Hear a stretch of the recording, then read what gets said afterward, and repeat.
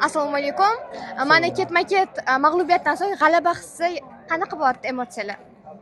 Avvalambor hammaga assalomu alaykum. Qo'llab-quvvatlab qatnashib turgan o'zbekistonliklarga Samarqandga addushi rahmat. Juda ham xursandman.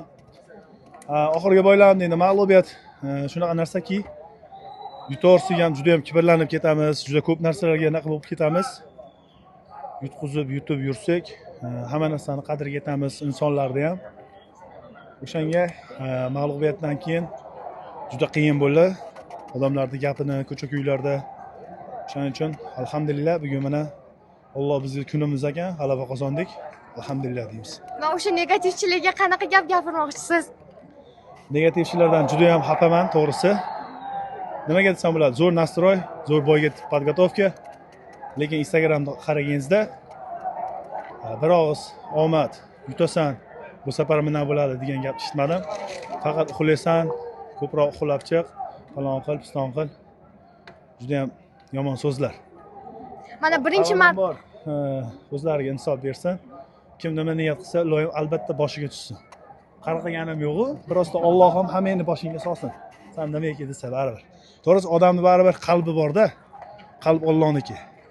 Mana juda ham ko'p kishi juda anaqa qilishadi o'shaning uchun, to'g'risi. Mana birinchi marta onajoningiz arenadan turib siz jangingizni tomosha qildilar. Bu sizga ko'proq mas'uliyat berdimi yoki ishonch berdimi?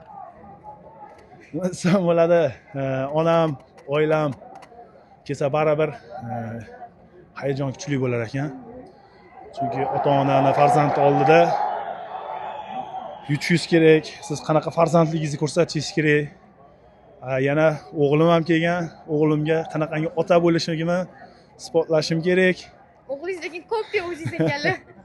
O'g'lim juda o'xshaydi o'zimga, xudo xolisa. Hayot bilan jangdan keyin siz sportga ketmoqchi bo'lgandingiz. Nimani? Sportni tashlamoqchi Da. bo'lgandingiz negativlar tufayli. Da. Magomed Saliyev bilan jangdan keyin negativlarni qanday yengdingiz? Yana o'sha Yo'q.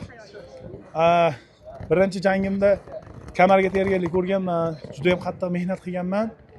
Unda ham jiddiy o'zimning xatoyim nimaki, juda ham qattiq tayyorgarlik ko'rsangiz, odamda juda ham ishonch kuchayib ketar ekan, o'ziga bo'lgan kuch, o'ziga bo'lgan ishonchi. Mana shu narsa juda ham yuqori bo'lib ketgan. Sayatni mensimay jangga chiqqanman, yutqizib qo'ydim. Kimnidir kuchsiz deb o'ylamash kerak, mensimasligi uchun hayotda dars bo'ldi. Keyin Magomed Saliyevni urib turgan paytim mandaraj bo'ldi.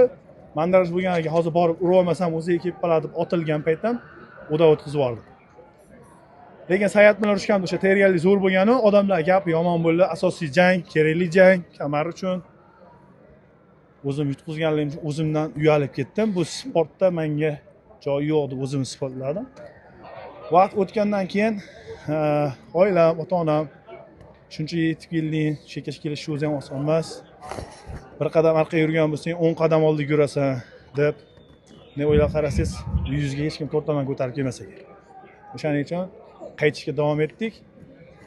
Saliyevdan yutqizganimdan keyin sportga bo'lgan xohishim, qaytishim yana ham kuchli bo'lgan. Faqat meni nokauntimdan keyin sudyalar hech kim meni qo'ymadi bo'yiga.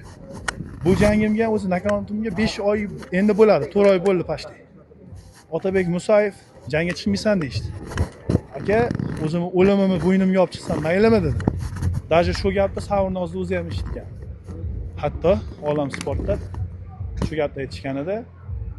O'limim o'zimni bo'ynimga, aka, shu sportda chiqib kimligimni dokazat qilishim kerak. Menga Magomed Saliyev kerak, revanch qilishim kerak, yutishim kerak deb mana shuning uchun shu yerda yuribman. Bo'lmasa men Amerika bilan kontrakt qilganman. Amerikada menga boy beryapti. Ketishim kerak. Yo'q, birinchi o'rinda Saliyevni yutaman, Magomed. Ana keyin ketaman. Va muxlislaringiz kommentariyada qaysi so'zlar bilan sizni qo'llab-quvvatlashni xohlardingiz? Meni muxlislarim avvalambor juda ham ko'p O'zbekistonda tug'ildim. Men xursandman. Prezidentimizga hammaga katta rahmat sharoitlar uchun. Kommentariyamizga shunday kirib qaraganimizda olovcha bo'ladimi, O'zbekiston bayrog'i bo'ladimi, Ismoilcha bo'ladimi? Faqat omad, zo'r gaplar yozilsa biz xursandmiz. Rahmat, Qo'dakon. Sog' bo'ling.